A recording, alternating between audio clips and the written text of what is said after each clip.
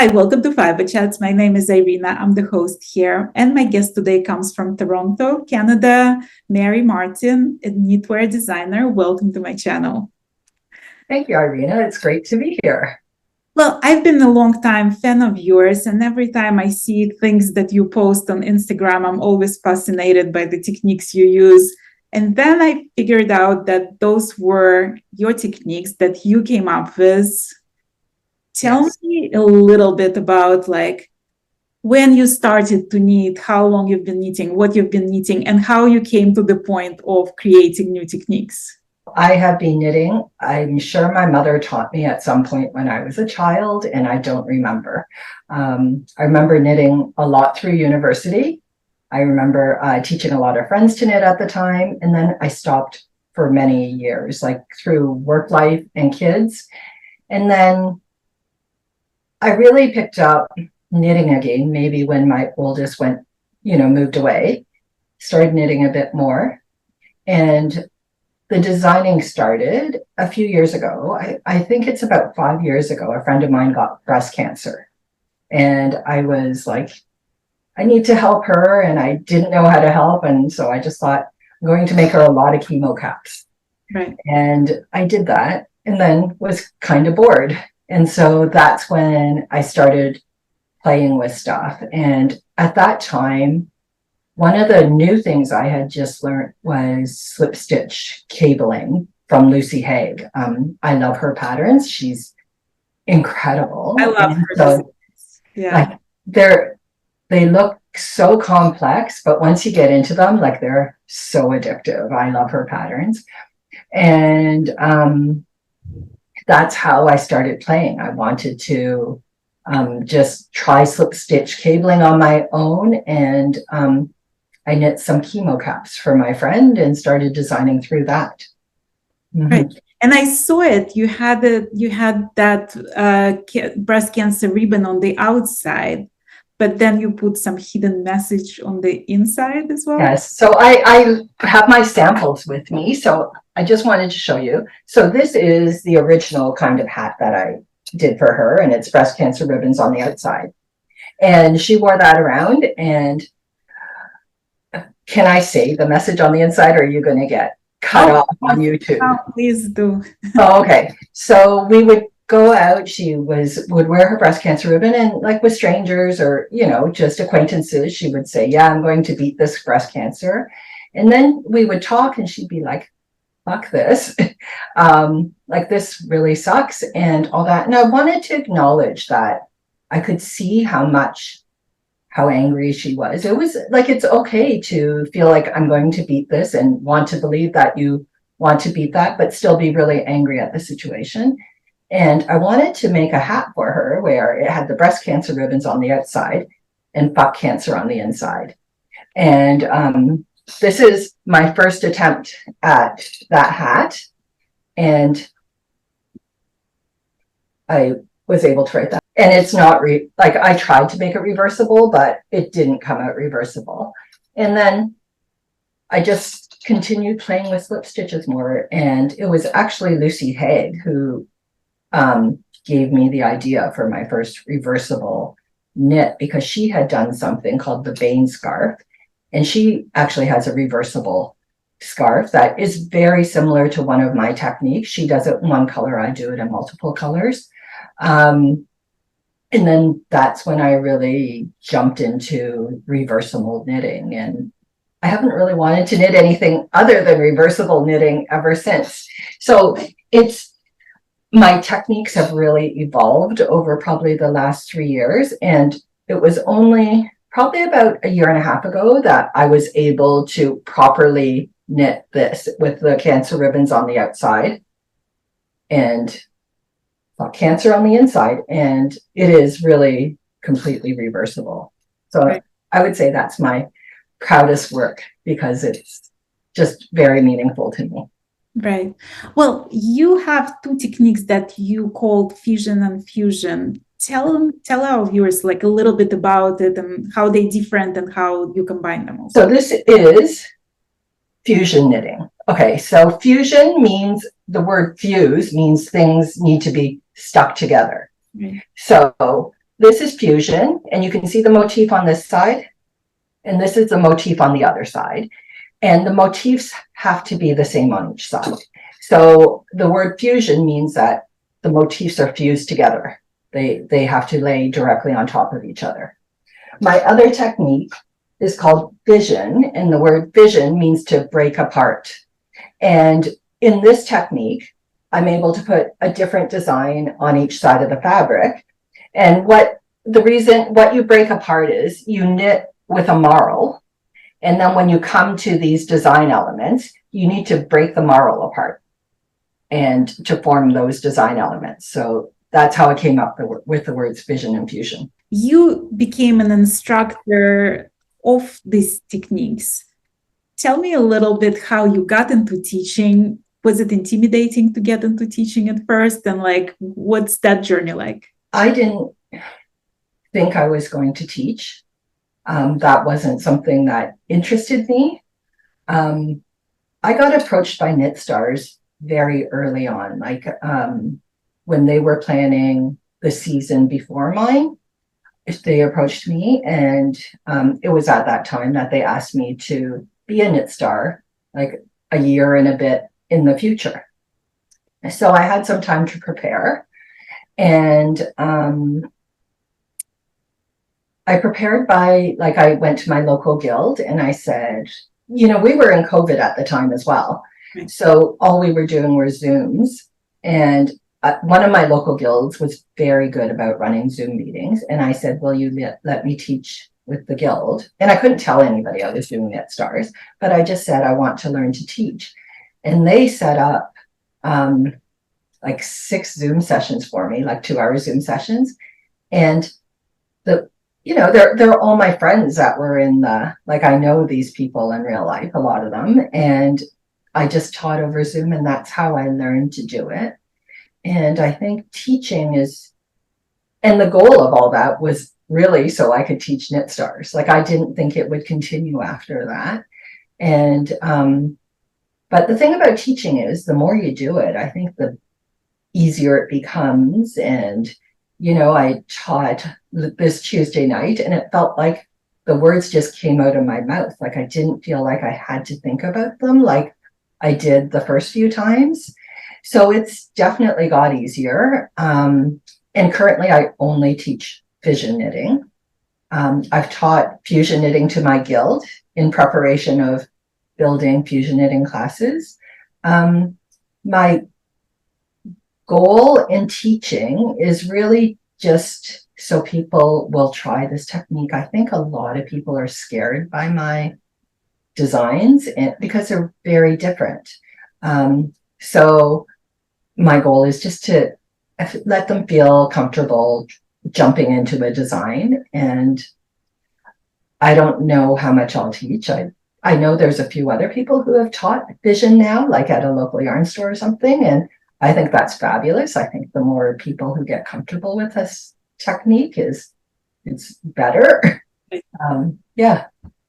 Well, it's interesting to me because when I look at your designs and I see that engineering mind peeking through, right? Oh yeah. Like when I talk to a lot of designers, just because that's what I do basically, right? Yeah. And there is this few schools of thought. There are designers who sort of, they are thinking of like how they can make a success at the market, right? So they think, what do people want to knit? Like, what's the vast majority of people are capable of knitting? What can we make that's going to be appealing to a lot of people, right? And then there are people like you who have an idea and they understand that like it's going to intimidate like 90% of the market. Yeah. Even like very experienced knitters look at this, they hear it's a new technique and they're like, oh my God. And I talk to so many people who like brilliant knitters who like, oh, brioche, I would never even touch. It looks so difficult, right? Yeah. And once you learn it, once you try it, mm-hmm. Everything in knitting is doable. Like nothing really is very complicated. Like if you just follow instructions, if you just do it stitch by stitch, you can achieve like absolutely everything. There's nothing undoable in knitting. Yes. how do you convince people to try? So, I'm not sure I'm very good at convincing people to try. Like, marketing is something, I don't think that's my strength. But in my teaching, what I'm trying to teach is, so I was thinking about this. On Tuesday, I taught this class, and only twice did I ask them to count their stitches. And that was when they were setting up a design element, right? And then once they get a design element in place, I teach them to read their knitting. Okay. And it's like, just do what your knitting tells you. And I think that gets them comfortable with what the fabric is, what they're going to see on their needles. They still have to learn other stuff to follow a pattern, but there's a lot involved in this work because people aren't used to this idea of working with the marl and breaking it apart. So I get them comfortable first with the mechanics of knitting. And then I think if you read your knitting, it always makes you feel more confident, because then, once you read that knitting, you know what that stitch is meant to be. So if you drop it, you can pick it up again, things like that. So we'll see how successful I've been about making people comfortable. I don't know. I think like this is what I keep on telling like people, because I do a lot of lace knitting, and people are always intimidated by lace, and they see it and they just like, oh, this chart is like impossible. Mm-hmm. And I remember me knitting like one of the first shawls I tried, and I was brand new to knitting, let alone lace knitting at that time. And I remember like asking questions like, is there a mistake in the pattern? Did I make a mistake? And this lady said, just read your knitting. And suddenly that was like this light bulb moment when I understood that like, you can just like look at your knitting. And ever since then, I tell all the time, like to all my friends, like admire your knitting, because not only you get extra joy of like looking at this beautiful thing happening on your needles, but you'll spot those mistakes much faster, right? And like as soon as you learn how to spot the mistakes, you'll know how to fix the mistakes. Yes. So like part of becoming a better knitter is learning how to read your knitting and learning to like what to expect, to predict the next step in knitting, right? Yeah. Well, tell me a little bit about Knit Stars, because now the secret is out. Oh, okay. And you can talk about it. Tell me about like how that happened and what do you expect from that? So how it happened was I have a friend from the guild, and she's been a Knit Stars member for years. And she wrote to Shelley, who's the head of Knit Stars. And she was on my channel. So if you guys want to watch that interview, it's on my channel. Okay. And she emailed Shelley, and Shelley, she never knew if anything would become of it. Shelley often says, let me know who you want to see next. And she really welcomes that. And we never, went months and we never heard anything. And then I get an email from Knit Stars, and it's like, we'd like to talk to you. And originally, when I was to speak to Shelley, it was they were going to start a slightly different program called Rising Stars, where it was like, at that time, like literally, I think I had like 5 patterns out or something. Like I wasn't really doing much. And they were going to do this Rising Stars thing. And then I don't know if you know, they opened up this massive flagship store. But that came in, like they just happened to get the contract to buy this massive store or rent it. I don't even know if they bought it or leased it or whatever. But that became a really big project for them. So they didn't have time for this Rising Stars thing. So when I talked to Shelley, she was like, you can just go into the next year, which I'm so happy that happened, because there's no way I could have prepared quick enough for like in 3 or 4 months for Knit Stars. Like I needed that year to really learn how to teach and learn to do a lot of things. Well, what were you teaching? Like what people can learn from you through Knit Stars?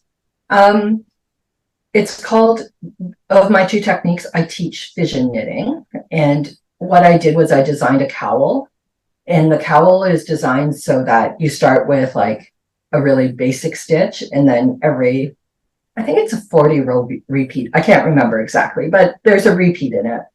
And I think probably every 5 rows you learn a new stitch. So it's kind of a slow start, like you gradually learn stuff, you can practice your stitches as you do it, and then you knit this cowl. And once again, I teach it by reading your knitting. So that way you can apply those techniques going forward to other pieces. And yeah.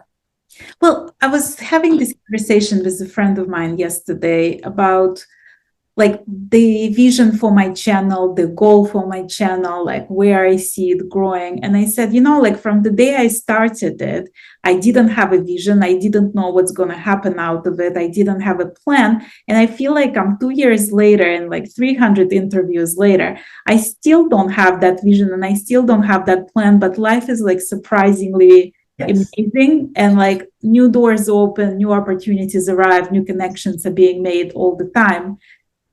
How do you feel your design career going? Like, do you have a vision? Do you have a plan of where you want to take it? Or is it the same way like me, just like living one day at a time and discovering new interesting ideas? I love discovering new interesting ideas. In terms of a long-term goal, I just want people to know that there are these 2 new techniques that they can use. They can use them however they want. In terms of other designers, like here's 2 new techniques that you can use in your work. Like, I think if I kind of just don't like, I feel like there's a piece of knowledge, and currently I feel like I'm the only person who designs with these techniques. And I think I don't want the techniques to not exist if I stop designing.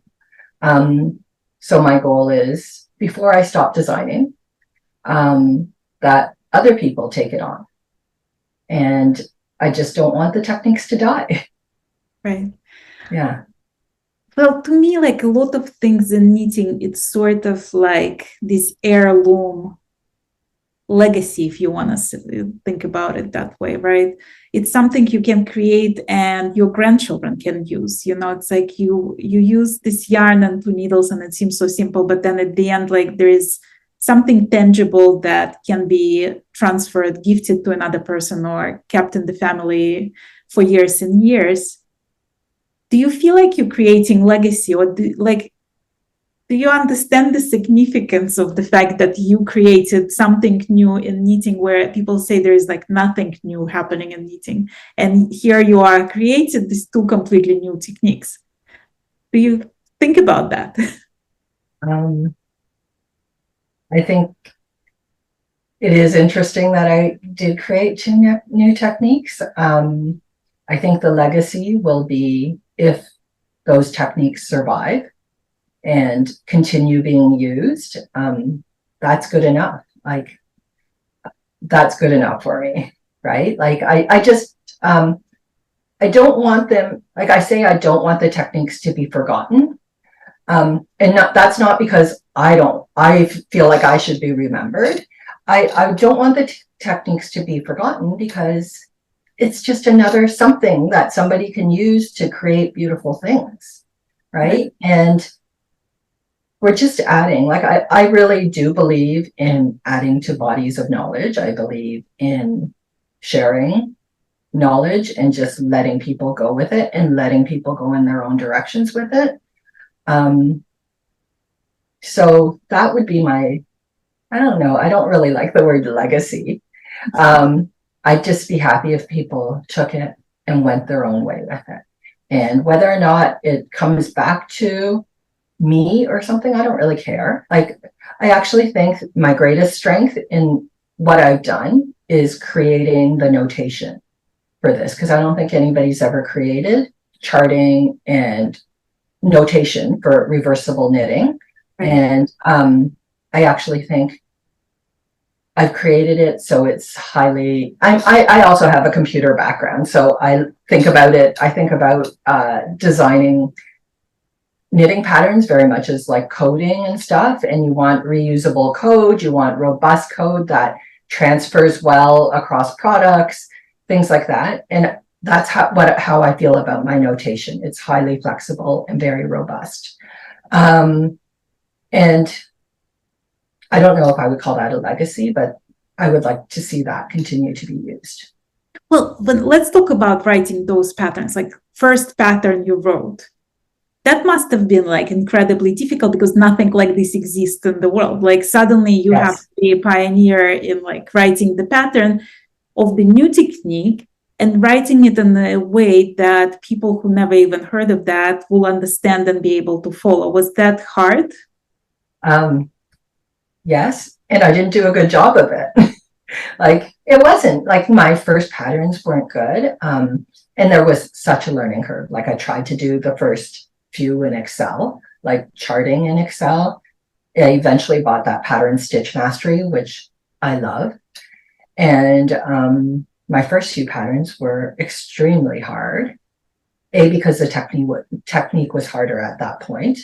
And also they were really poorly written. So I would say my big turning point was when I started working with a tech editor who has a lot of experience with writing different patterns, like editing different patterns. She has been so good to me. That has helped me a lot.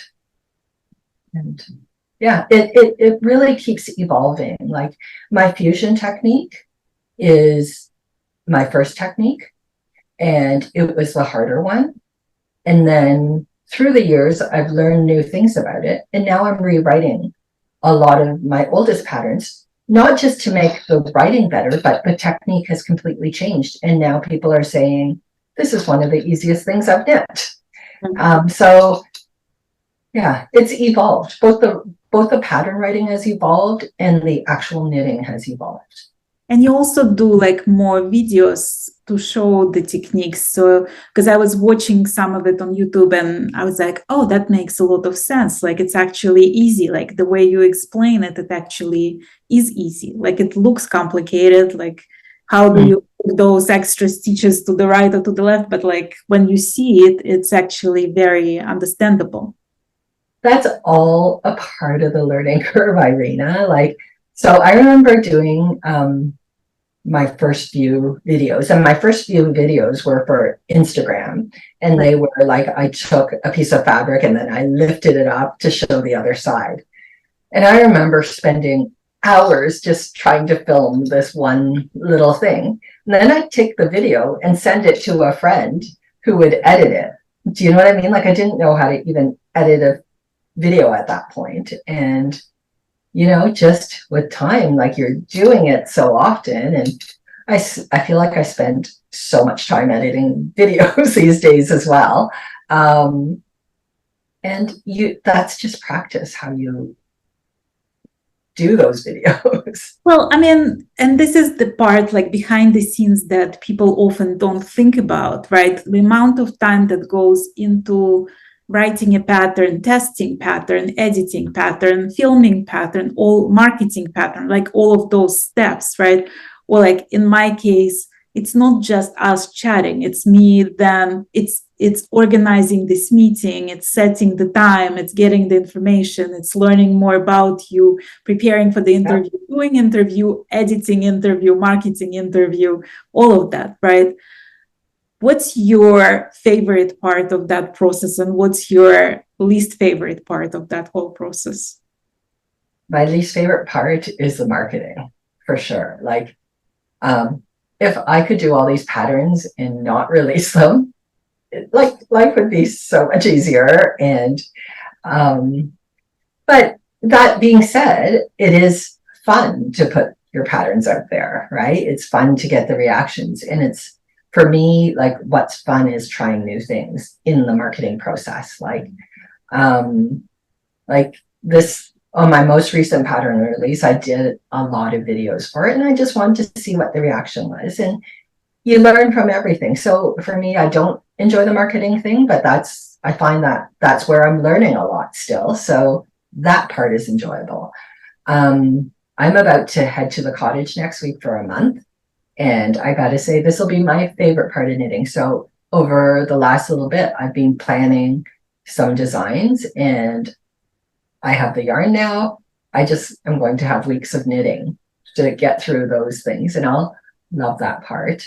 That's the most relaxing part because there's, for me, because of, I guess, the complexity of my designs, there's a lot of pre-planning to get to before I will sit down and actually knit the piece. And well, I guess the other favorite part is the test knitting. I love the test knitting part.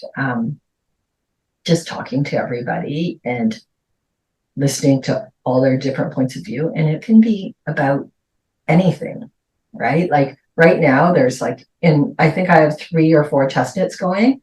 The conversation is about how long a cord you want to use for this particular piece of knitting. It doesn't sound like it's a very complex question, but it's shocking. I want a 60-inch cord and other people want the shortest cord they can have for these knit. And it's like, everybody's so different with their own preferences. And I find it fascinating when they tell me why they want that really short cord, right?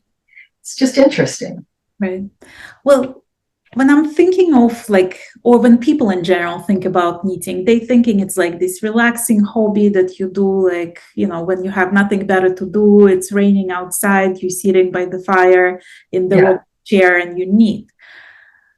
For you, to turn it into the career, to turn it into what you do for a living, basically, do you feel like you're missing that element of relaxation, that element of meditation that comes from knitting because you have to come up with the next pattern and test something and see if something works?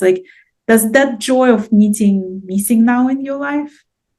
So I don't do this to earn a living. So I think that takes a lot of the pressure off of what I do. I don't ever feel like I need to produce another pattern. But I want to produce the next pattern. I want to have that piece because I'm exploring something new. In almost all my patterns, they're out there not to create a new design. They're out there because they actually have a new technique in them. It's like every single one is showing a new aspect of how this technique can be applied to get something different. So long, because my goal is just to have people know what can be done. If I'm moving towards that goal, I'm good. I have no need to, I don't feel like I need to get anything out there. If I run out of ideas, I'm not going to put any more out, I think. So. Do you think there's a third technique that's coming in your future? Might we find something new and revolutionary again? Or do you think you're going to be sticking to these 2 techniques and possibilities of them? There's still a lot to be done. I know of several things that I haven't shown in patterns yet. So there is still a lot to be done with this technique. Definitely things like teaching and all that are slowing down my process of designing, so that is hard in ways. I never intended to have a technique. I never intended to have 2 techniques. I don't know what comes next. I don't think you can plan for that, to find something new, right? Yeah, it's usually a surprise. It is a surprise. Yeah, I think it's also being able to recognize when you find something new. You can, our stitches end up in random places on our needles all the time. It's like you're looking at your knitting and how did that get there? But to be able to look at that and say, why, I didn't expect that, but it does turn out this way. How can I use that for something else? I think you need to do that. That's a part of my thinking process, right?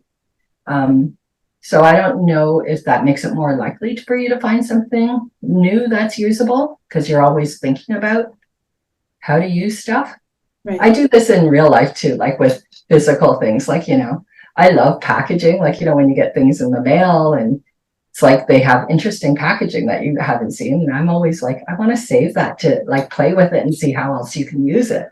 Right? Like, it's just the way I am. When you talk to knitters, there is this two like very distinct side of the spectrum. There are people who like absolutely hate swatching and will avoid swatching by any means necessary. And then there are those who like love swatching and save swatching and could just be swatching.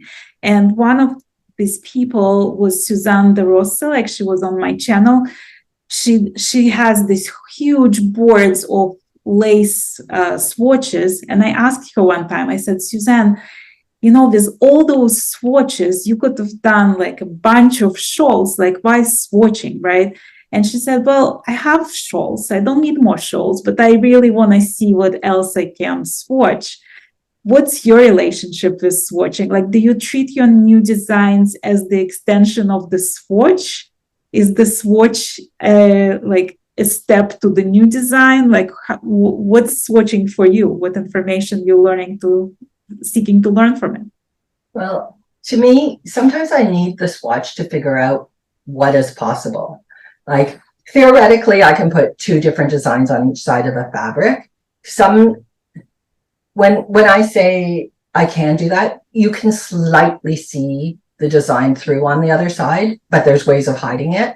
So I often have to swatch just to fiddle with what I need to do to hide it. Like, some stitches are easier to hide than others. And it's really the interaction of both sides that I'm working on. So I have to swatch to do that. Like, there's what I can theoretically do and what will actually look good. So that's part of what the swatch is. And I'm also trying to figure out what could be easier to knit, because if you have two designs, I can shift one by 2 rows this way or 2 rows the other way.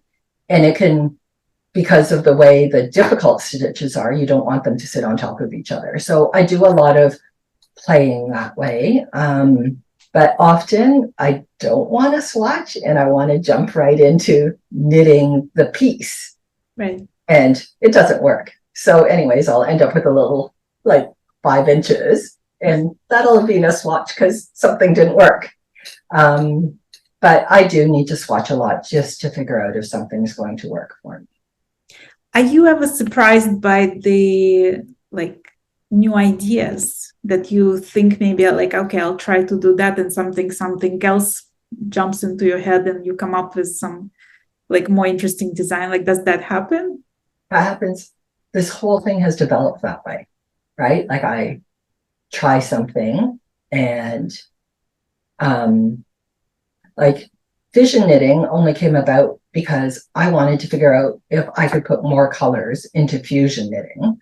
Right. And then, I started holding yarns in a marl and then looked at the properties of that. I want to show you a piece that I have. So I was trying to practice. So this is when I tried to hold more colors together. With fusion knitting, I had figured out how to do 3 colors, and my way of developing more colors was to hold 2 yarns together. So I got to 6 colors. So there's 3 there and 3 on the other side. That's incredible. I love that. This is really hard to knit too. Like, also the other thing that I do is when I'm trying to figure out something new, it tends to be extremely complex. And in practicing, because I've never done a cable with a marl before. So this is a piece that when I was just practicing how to cable with a marl, I knit this and it's nothing on the other side. And I actually left this lying around and my husband picked it up and he says, you can't see it through on the other side. And well, I thought, wow, he actually pays attention to what I knit because he knew I cared about reversible stuff. But when he said that, that's when the idea hit. So it wasn't like I was trying to find how to do things so you could have something not show up on the other side. It just happened. And I think when you say, will I find something new? I think it's sometimes you have to be observant of what you've done and the properties of it. Well, let's talk about your husband for a second. How supportive is he of this journey? Like, when you talk about knitting, does he just back away slowly without trying to make eye contact? Is he your sounding board? Like, what's his role in that? So it's interesting because my husband and I have been retired for quite a number of years. We both have very strong business backgrounds. We're interested in all sorts of things related to that. And so he loves talking about, he thinks it's fascinating that I sell patterns now. And we're both just so fascinated by marketing. We talk about marketing. Like, I listen to a lot of marketing podcasts just because I find it not to really be learning stuff, but I find it so interesting, all the different things people try and things people do. And so we just have fun talking about how different marketing ideas can be applied to this industry. And so we just talk about the industry, and we talk a lot because we came from a very different industry. This industry is, we both like, I worked on Wall Street. My husband worked on Bay Street, which is Wall Street in Toronto. And I don't know that you could pick two more different industries than knitting and finance in that way.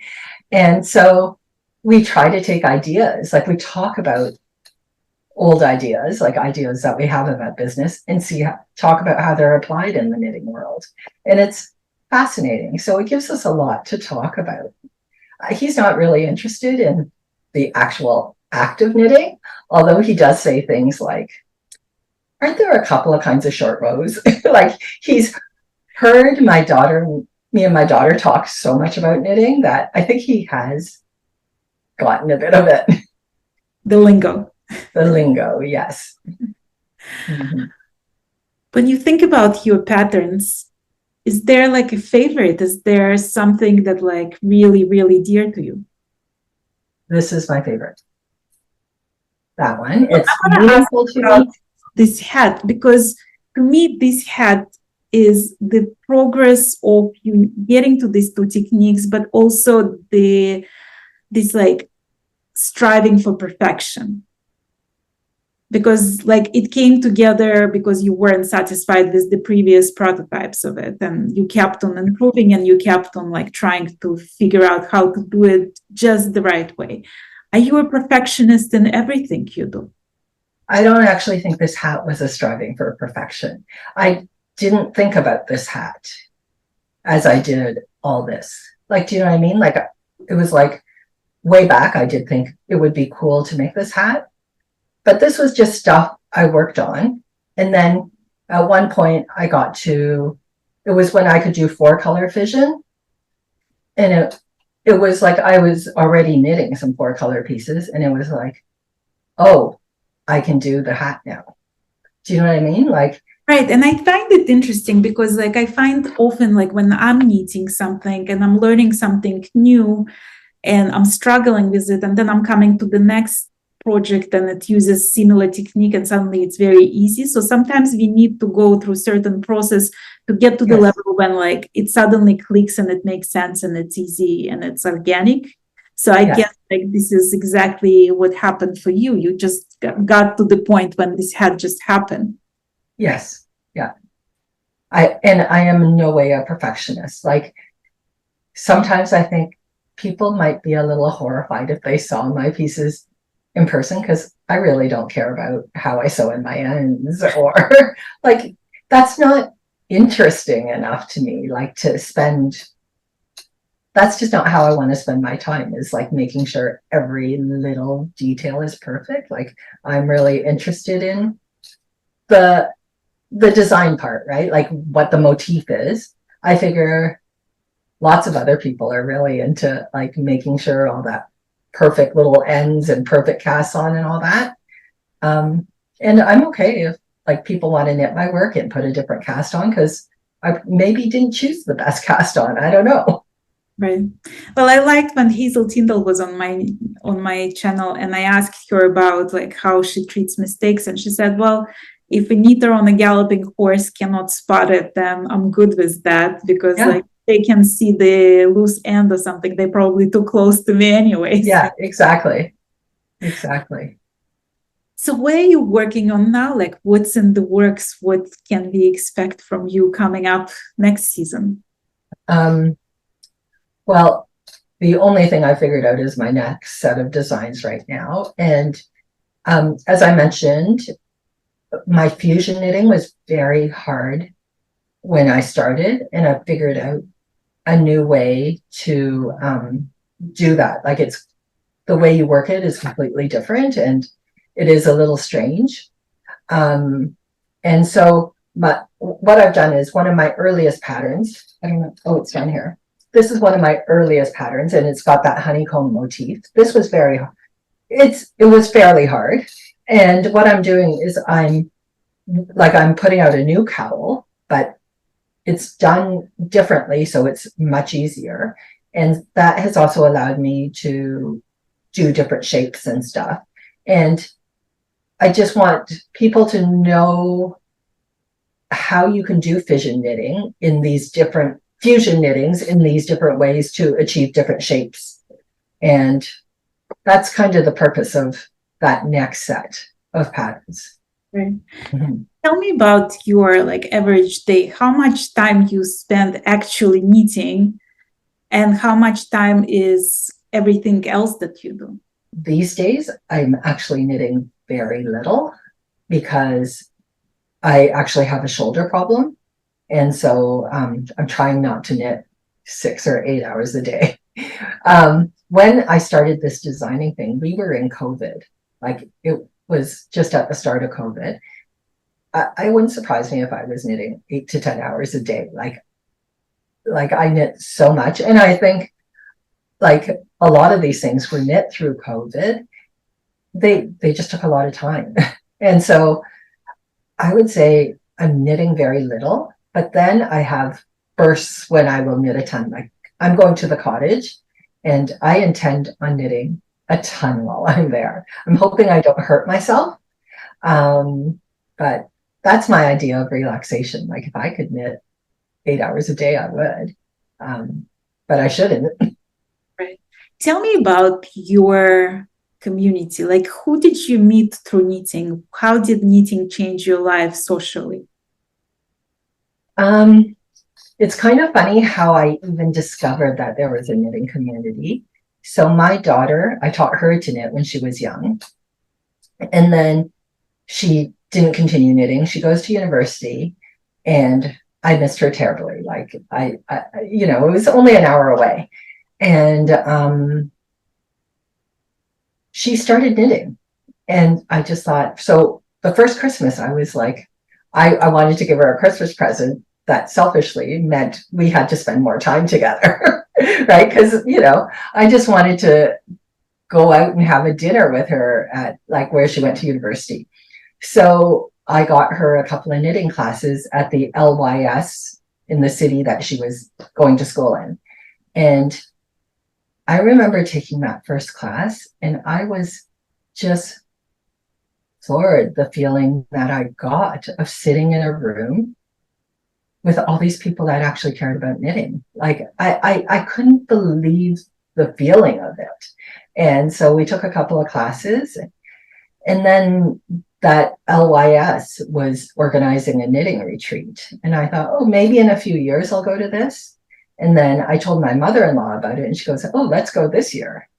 And so my mother-in-law and I went, and it was at that retreat that I always thought that people who design knitting like worked for yarn companies, which I think back when I learned knitting, like you did have to work for one of the big yarn companies to publish a pattern. And I met other people there who designed, and I'd never seen indie dyed yarn before that. That was like the first time I saw indie dyed yarn. Like that was such an eye opener. And then so I started attending a bit more of that, and I joined a guild. And then unfortunately, shortly after that, COVID happened. So I actually don't have much of a in-person community. Like I now know a lot of people online, which is probably why I enjoy my test knitters so much, because they're people that I can talk to about what I do. And they understand me. So I really enjoy the test knitting community. And part of my goal is to actually get out of the house more and go meet more people in person. And it started to happen, but it takes time. It's a wonderful feeling to like actually be among the fellow knitters, because I have this new yarn store that opened in Western Massachusetts. It's called The Unruly Stitch. And I accidentally discovered that like one of my followers on YouTube told me about that store, and it's like 10-15 minutes away from me. Oh, nice. I've been going there, and yesterday was like really funny because yesterday there was a knit night, and this lady walked into the store and said, "Oh my God, like I feel like I'm seeing all the knitting celebrities," because the owner of the store has a YouTube channel called Anu's Crochet, and it's like a large channel that she teaches crocheting. And then like I was there and I was like, no, they're just knitting here, you know? So it's lovely to have this like sense of people that like you can actually chit chat about weather and like what's happening in the neighborhood, you know, and knit at this. Do you see writing a book in your future? Because it's sort of like asking to be in a book form. You know, right from the start, people were asking me if I wanted to write a book. And I said, no, because and I still kind of feel like the answer is no, because it sounds like a lot of work. Like when I talk to other people who have written books, it's a lot of work, and the marketing of a book is a lot of work. And I'm not sure I want to commit to anything that big. I don't know. But I've said no. Like I never thought I'd be making videos or things like that. And, you know, we'll see what happens. I think there's a lot that needs to be done before I'm ready to write anything, because there's too much that's evolving in the work still. And I'm still learning about what needs to be taught. And I think I have to get those two things down pat before I can actually write these things conclusively. I don't know. I think it's still an idea you shouldn't knock out completely. Yeah. Should think about it. And I'll think about it. But yeah, it's like you don't really know what the future holds, but yes. I feel like it's going to be a logical next step, maybe. Yeah. You know what? There's just so much I want to do. And a lot of it is I want to travel more.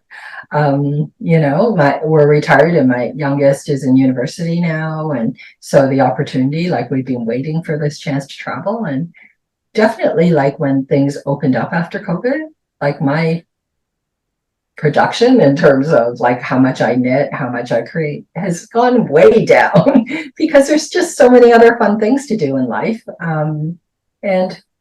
But what else brings you joy? Tell me about like other things that you love to do in life. Like I'm just excited about going out to travel and start seeing places again. Like I love traveling. Our dream was, my husband and I would always thought that when the kids were gone, the way that we want to travel is that we would pick up and move to another city for 3 or 6 months and travel out of that city. I still want to do that. I don't know if my kids will allow it, like just how things are with my family, if that will happen. But that's really what I want to do with more of my time.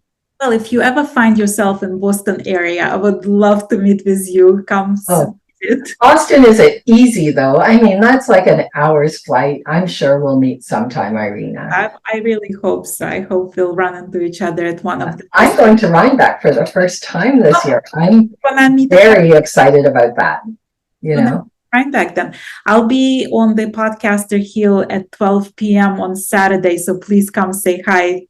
I will try to. Like, I have no idea what, like, people talk about all these meetups. I have no idea what. I'll just go and see what happens. Like, I'm sure I'll figure out all these meetups when the time comes. I know I will be at Woolen Folk, that I'll be event, there I as think. well. Oh, will you be? I spend a lot of time with Marian Knitted Yarns, like Marian. She was my dye partner for Knit Stars, and we've gotten to know each other very well. So I'm going to hang out in her booth, which I think is a lot of fun. For I'll be most of the day. actually at the Journal of Scottish Yarns booth there. So Okay. asked me to do meet and greet there. So I'll be Oh, there. nice. I'm definitely seeing you at Rhinebeck. I'm actually Yes. Yeah, that'll be fun. It's going to be so many people. Like I don't know if I'm going to find that completely overwhelming, like all the people. It can be overwhelming. It's like, I think like last year there was 15,000 people on Saturday alone. So Oh my goodness. big Oh festival. my goodness. Yeah. Well, thank you so very much for being my guest today. And now I'm looking forward to seeing you at Rhinebeck. Yeah, well, thank you for inviting me. This was great. And you are so easy to chat with, Irina. I'm glad you had good time. Yeah. Yeah. Thank you.